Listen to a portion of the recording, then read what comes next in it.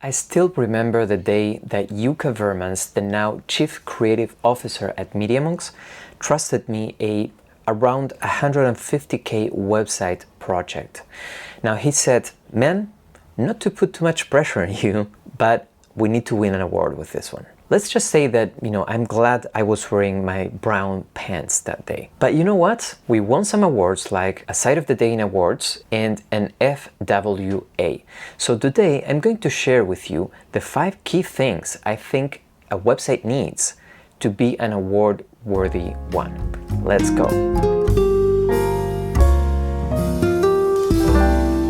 Hello my friends, if you're new to the channel, welcome. My name is Adrian Somoza, former lead designer at Media.Monks, and now I'm a full-time consultant helping freelance web designers grow their talent and charge what they are worth. Now, before we dive in, I prepared a list of 18 curated typefaces that are the ones that I recommend web designers to use. So grab them in the link below. Now let's dive in. So I might use, my website as an example, but I'm also going to use 3 site of the year websites as examples to really get a good grasp of the key things, right, that a website needs to be an award-winning one. And you're going to see the differences between the 3 because there are different themes, different styles, and so you're going to see across those styles and themes the 5 key things that I think are important to make award-winning websites. So key number 1 is use few ingredients. So you only need 1 or at the max 2 proven typefaces.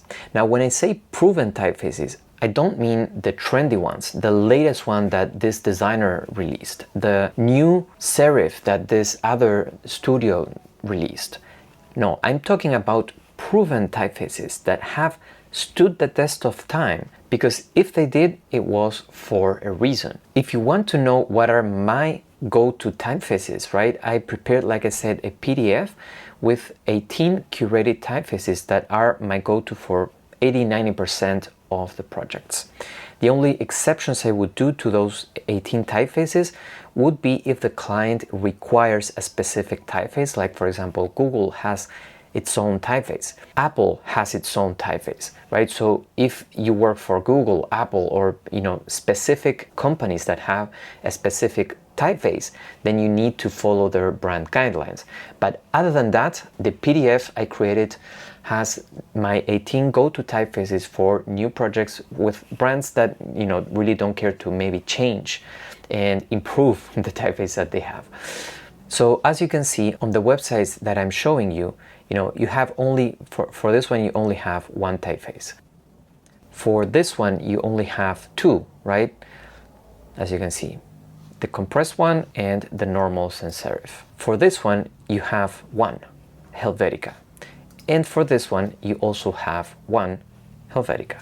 So as you can see, minimal use of typefaces and only proven ones. Now within the few ingredients, another thing I recommend is 2 to 3 solid colors. So again, Opal has very few colors, basically black and white. So even no colors. This one has very few colors. The main ones are red and beige. This one has orange and blue, and then black and white are not colors, right? So black and white, orange and blue. Oscilloscope has yellow as the main color, and then has black, white and dark gray. The other thing is few hierarchies. So if you check these websites, you will see that there are very few hierarchies. It's not 1,000 hierarchies. It's 2, 3, 4 max. This one, right, has few hierarchies and they are very distinct between each other. This one as well, very few hierarchies, and this one as well. I used, I think, 3 or 4. And then the other thing are clean assets. So for example, this was a video and then it turns into an image probably. And then you have little videos here and there. It's clean, right? It's a rectangle. Then there's a video that's controlled on scroll. There are images, more images. Then here again, we have illustrations. Very clean, very clear, right? They overlap a little bit. There's illustrations with the same style, right? So you're not seeing different styles. It's only illustrations. And at the end, they use some images. And then this one has basically also images with a documentary style and videos. So that's key number one, use few ingredients. Number two is master typography. So how to master typography, there's a lot of things to say. I have a video, or several actually videos on typography. I'm gonna leave at least one there. But check my YouTube channel if you want to dive deeper into this, okay? But for example, here's a key concept, right, to understand. It's not the typeface that makes a website look good. It's how you use the typeface, okay? So that's why, for example, this website has Helvetica, the good old Helvetica, and it's still a side of the ear website, okay?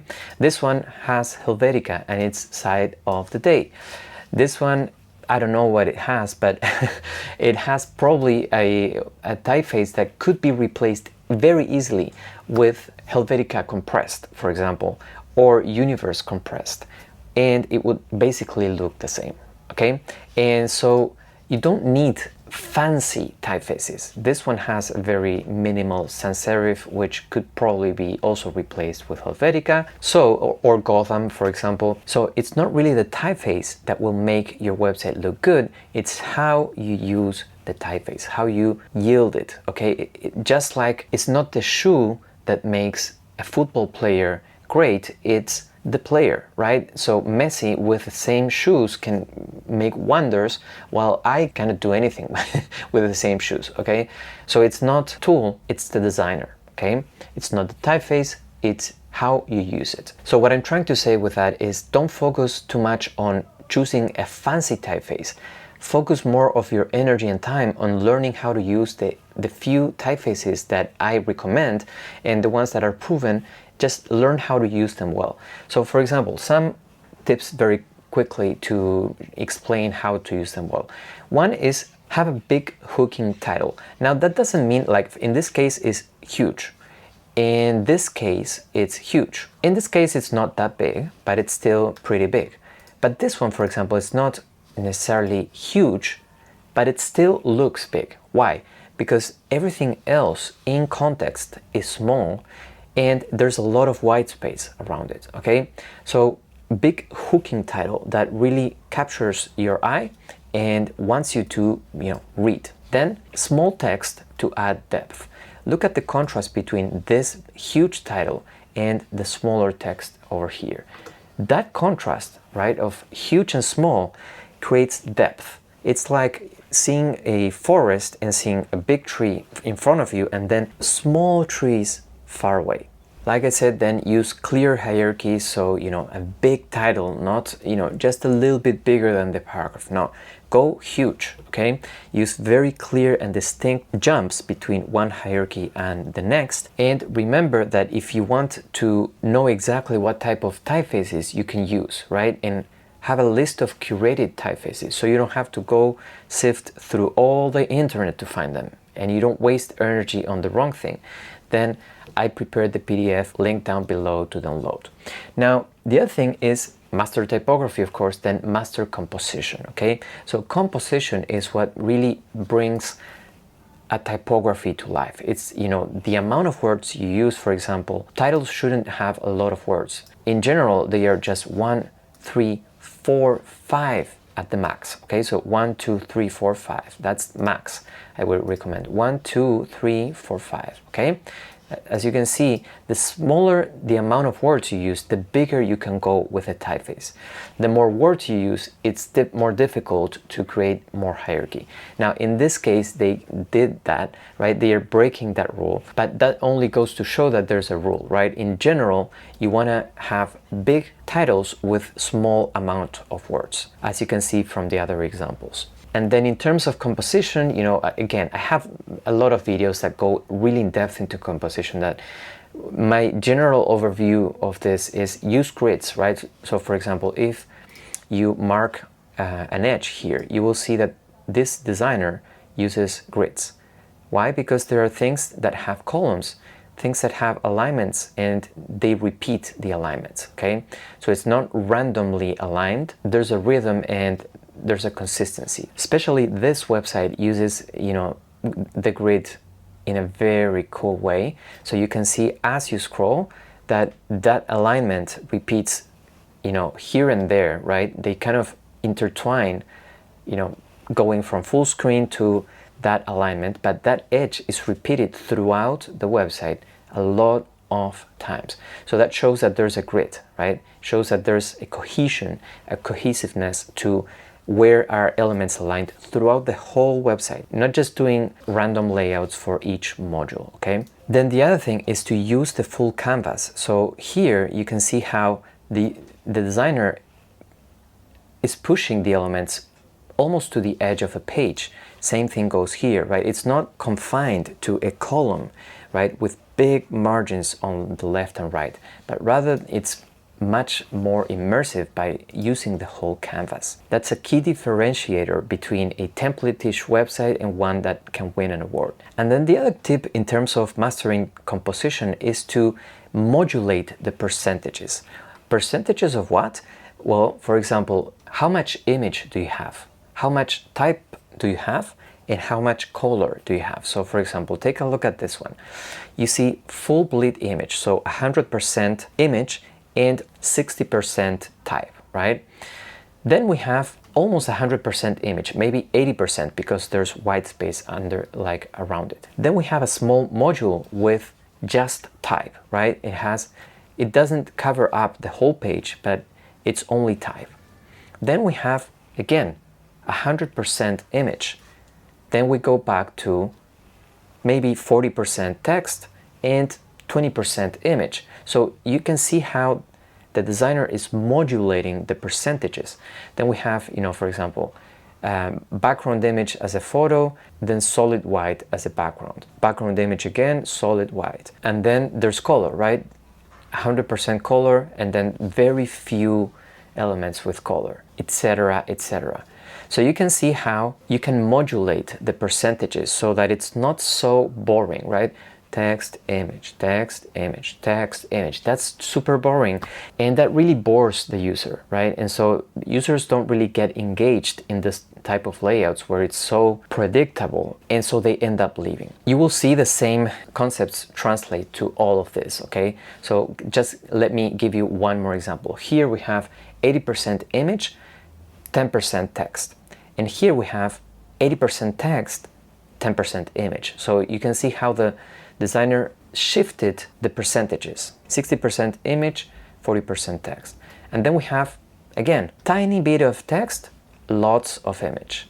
Tiny bit of text, lots of image, etc., etc. Now, key number 4 is master animation.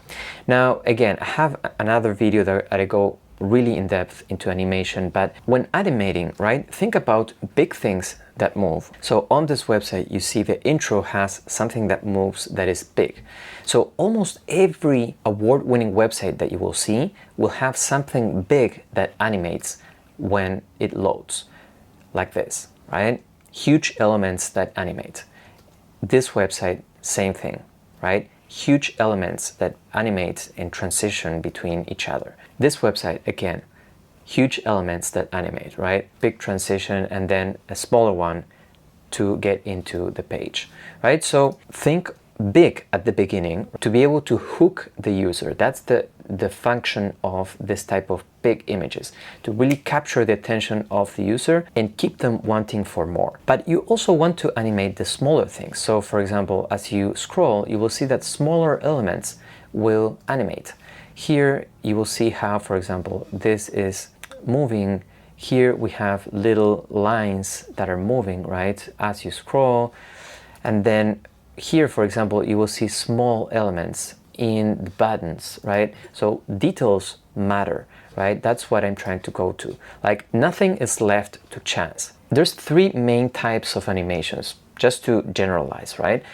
The main one is how elements appear on the page, right? How they load. The second one is how they behave on scroll, right? So as you scroll, you will see micro interactions like this one, or you will see maybe some effects like parallax effects, things that move.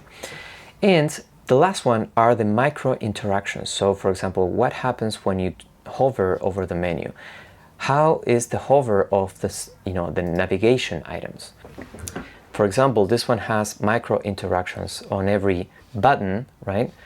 That are different and custom to each button. So think about how do elements load, how they behave on scroll, right? If they fade in, they move, what happens? And think about the micro interactions to add depth to your designs. And then lastly, right, I love this website and this one because they show that we don't need to animate all the things, right?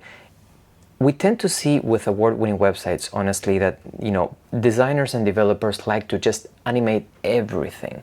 And the problem with that is that you're not using animation as a tool to reinforce hierarchy. So try to avoid animating everything. You don't need to animate every element in the page. So for example, here you can see that only the right elements are animated. For example, the paragraph and the title here are not animated. Why? Because there's no need to do that, right? The attention should be on the video. So if you're animating the two things, right, the text and the image, right, while it's moving, or the video while it's moving, then the eye is gonna go crazy and it's not gonna know where to look at. So animations add hierarchy and show what's important. So make sure that you use it sparingly to, yes, give, life to the design, right? So it shouldn't be all static, but at the same time to focus the user's attention on what's important on each element. And key number 5 is master art direction. I have a video on 3 steps to, art direction. I don't know if I have enough cards on YouTube to point you to them, but I can leave them in the link below. But here's the main concept, okay? When it comes to art direction, you want to do what's right, not what's trendy. I want to repeat that. You want to do what's right, not what's trendy. So for example, right, this website has to show the product. So the assets are very minimal and they are taking on a studio. Why? Because we need clean images that show the product really, really well. Here we have a more whimsical asset, right? Illustrations. Why? Because the theme of this website is more fun, less structured. And so you can use this type of illustrations to portray, the brand character. And here we have a more of a documentary style. It almost looks like a National Geographic magazine, but with animations, right? Why? Because the theme of this website is adventure. So if you put, whimsical illustrations on a website like this, it doesn't work. Or if you put it on this type of, very professional looking photographs, it wouldn't work for the brand. When we were designing the oscilloscope website, other designers had tried various versions, but the client didn't like them. They looked good, but they weren't the right choices for the brand. So to give you like a real example of this brand, as you can see on their main website, which is awful, by the way, had yellow as their main color. Now, when they started designing this, website to win an award, they were doing what was trendy at the moment, which was like neon colors. So they picked, for example, a cyan color, which had really nothing to do with the brand. So it looked cool, right? And it was trendy at the moment, but it wasn't relevant or appropriate for this brand. So that's the type of decisions that you want to make. So for example, another thing I did is I chose Helvetica because this is a retro brand. So Helvetica goes really well with a retro brand like this. To master art direction, what you really need to do is learn to do the appropriate and right decisions, not just what's trendy or looks good. So think about all of the elements that we talked about, right? The assets, the colors, the typography, and the composition. And think what's right for this project, not what are other designers doing or what would I like to do. No, think about what's right for the project. So that's what art directors do. Guys, remember that if you want to get my list of 18 curated typefaces, the link is below. And that's it for today. I hope you found it useful. Share it with a friend if you did. Leave me a comment and a like. And as always, let's bridge the gap one pixel at a time.